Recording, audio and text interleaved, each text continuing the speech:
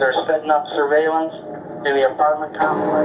Anything that moves out of those apartments will be bigger enforcement on the street. Police are waging a manhunt for an armed fugitive we've been calling Booth in Chicago's south suburbs, 39 miles south of downtown. The Cook County Sheriff's gang investigators believe their suspect is hiding out at an apartment complex, but don't know which unit yet. They've set up camp a half-mile away, while undercover officers are keeping an eye on the building. They've also got confidential sources trying to verify the apartment number. The information we're getting from informants is saying that he will shoot back. He doesn't care if it's police or not. So just keep that in mind. Not that it's going to happen. I just want everyone to make sure if he decides to start shooting, everyone just make sure they find themselves covered. All right? Or if you can see him, take him out.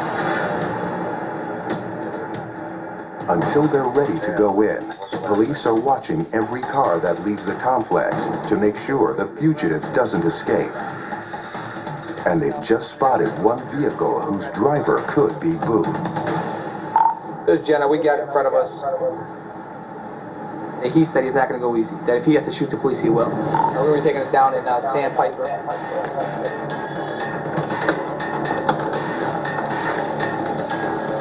Let me see those hands. Shut the car off with your left hand. Everybody keep your hands up. Hands up. But it's a false alarm. Booth's not inside. What's wrong with you people? Drive around weed in your car. All right, we're going to break loose. We're going to head back and regroup. I'm going to just get this information. We're going to do RWC on these two kids. By the time he's done, investigator Matt Jenna and his team hear from one of their informants. They get the apartment number they've been waiting for. Now, it's time to grab their suspect.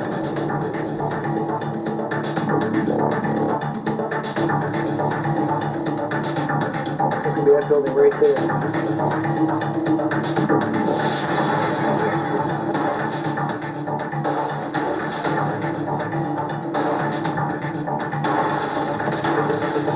Jenna and 9 other armed officers, including several U.S. Marshals, head up to the apartment.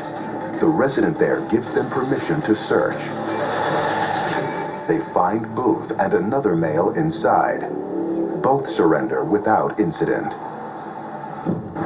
Alright, you guys copy that, right? We're clear. We all had that in our mind, knowing that this guy is willing to shoot police. So your alertness is definitely heightened. Are we going to take him? Is this going to be the time? So everything is a little more stressful. That's for sure. Authorities place both men under arrest.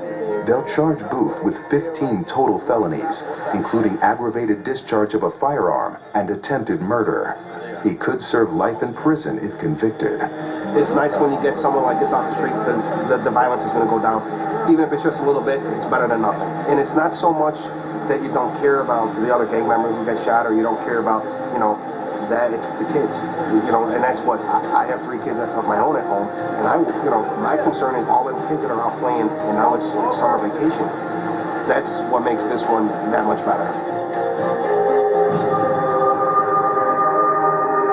Now that the manhunt's over, the sheriff's police turn their attention back to other cases, including the crystal meth traffic in Boystown. Investigator Mike Davis is moving forward with a pair of informants we're calling Tango and Cash to set up that area's main meth dealers. One target's already fallen through, so Davis and his street informant begin pursuing another. They've just completed their first successful buy. How do you think the transaction went? I think it was fine. Were you real uncomfortable up there? I didn't act like that, but my heart's racing and talking about it. Really? Yeah. This informant, whom we've named Cash, agrees to continue working with police in order to help his boyfriend bargain for probation or a reduced prison sentence. Let's just say that the person I'm doing this for, I care a lot about. I wouldn't do this for myself. You feel like someone's outcome is completely on you. I mean, I've paid thousands and thousands and thousands of dollars for lawyers and phone calls.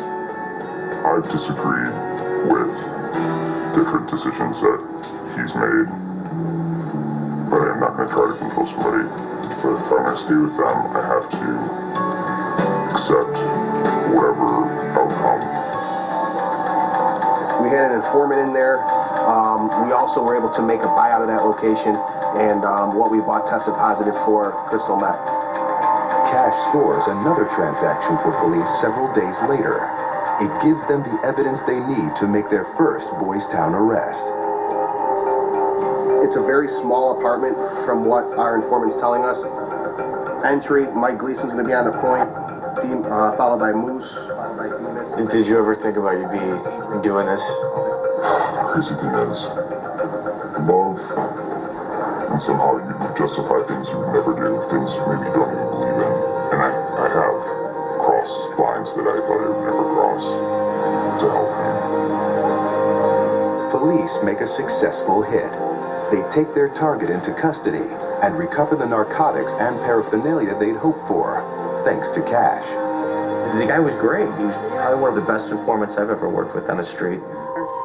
Even so, there's no guarantee that Cash's efforts will pay off for his boyfriend Tango, who still has to convince the state's attorney that he'll go clean if he's given a second chance. My thought is he going to get back out there and use again? If you look at true addicts that are really resourceful, they usually have set up safety nets and surround themselves with enablers, and it almost appeared as if that's what was going on. We got to see his boyfriend doing anything he can to help a guy that's probably been arrested 5 or 6 times. I think he's going to feel used. There's no doubt.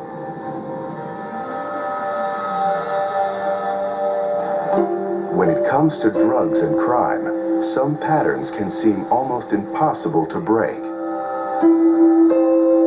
By the end of another summer in Fort Heights, the sheriff's police have received more than 100 calls about gunfire. Even though they've aggressively reduced crime by more than 33% since they took over policing here, they still face an uphill battle. There's been a culture of lawlessness out here for many years. The culture of violence that's got to change. And it's only going to change when we get cooperation from the residents. Our hearts go out to the kids. They didn't ask to be born into this mess. It's sad to say that some of them, their future may entail being out here selling the drugs. They don't understand that life exceeds far beyond the boundaries of Fort Heights.